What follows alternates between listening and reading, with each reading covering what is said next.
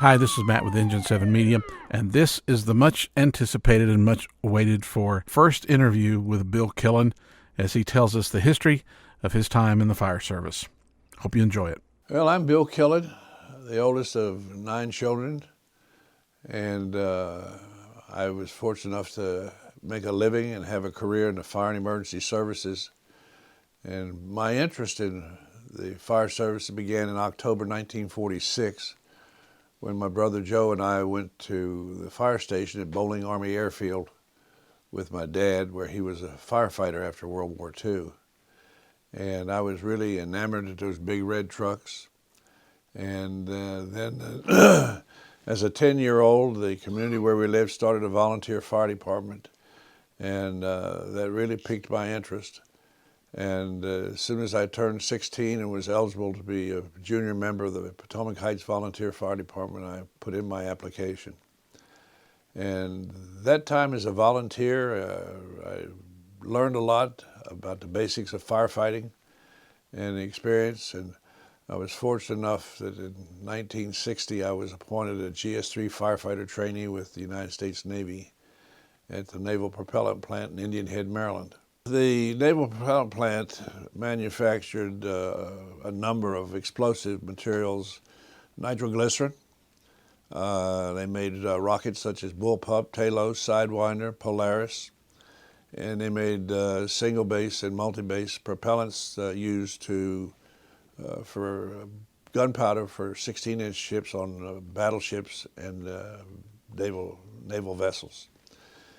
During my time there, I learned a lot about the different types of chemicals and advanced to the position of sprinkler technician within the fire department for a short period of time.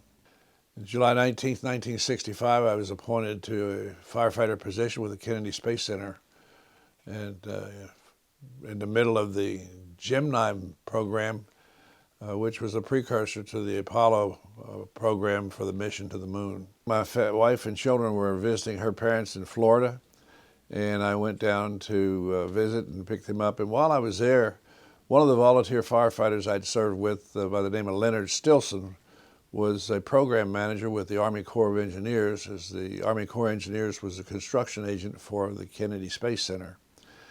And talking with Leonard, he said, Kennedy Space Center is hiring firefighters. So I called the fire department and talked with Chief Bill Eldridge, and he invited me in for an interview the next day. So I drove to Kennedy Space Center, went in and had an interview with Chief Eldridge. And after about 20 minutes, he reached into his desk and pulled out a form and wrote July 19th on the top of the form and handed it to me. Said, fill this out, send it back, and report for duty on July 19th.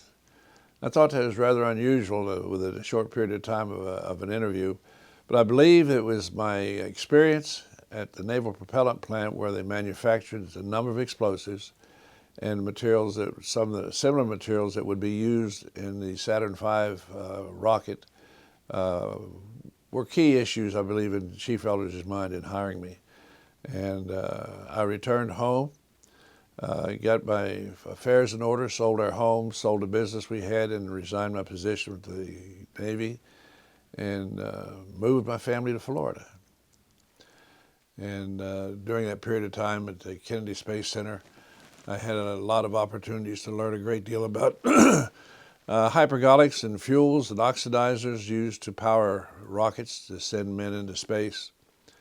And in October 1968, I was one of 9 men selected out of 120 candidates to be a member of the astronaut rescue team. And after almost 10 years with the Space Center Fire Department, I was appointed fire chief with the Lake Barton Fire Control District in Orange County, Florida, where I served for 3 years. And then from there, I went on to the University of Maryland's Fire and Rescue Institute as a senior instructor. That was a great experience working with the University of Maryland, where I was responsible for developing and managing the disaster management and hazardous materials training programs. And in February 1979, I was appointed an explosive safety specialist with the Naval Surface Warfare Center in White Oak, Maryland. And a year later, I was appointed fire chief for the Metropolitan Washington Airports in Washington, D.C., which is the two most important commercial airports in the United States because of the location and serving the nation's capital and our government. National Airport was opened, I believe, in 1939 under the Civil Aviation Administration, which later became the Federal Aviation Administration. And Dulles International Airport was opened, I believe, in the early 60s. And both of those airports were owned and operated by the Federal Aviation Administration as independent airports. In 1979, the Federal Aviation Administration created the Metropolitan Washington Airports and combined those two airports under an airport directorate under the direction of Jim Wilding. And they created a public safety department, and they hired William Halligan from the New York Port Authority, who served as the public safety director. They consolidated the two airport fire departments into one organization, changed the fire chief's titles to assistant chief, and then advertised and recruited a fire chief. I was chosen from a number of candidates, and I was the first fire chief of the Metropolitan Washington Airports, and served in that role from February 1980 until August 1985. In July of 1980, I was detailed to Venezuela to assist the civilian advisory group in Venezuela with working with the Venezuelan aviation industry, primarily 20 airports run by the Venezuelan government. And it was a very interesting time with the Federal Aviation Administration. In January 1982, we had a situation during a snowstorm that an airplane departed National Airport, which is now Reagan National Airport, and struck the 14th Street Bridge between Washington, D.C. and Arlington County, Virginia. And that was the Air Florida Flight 90.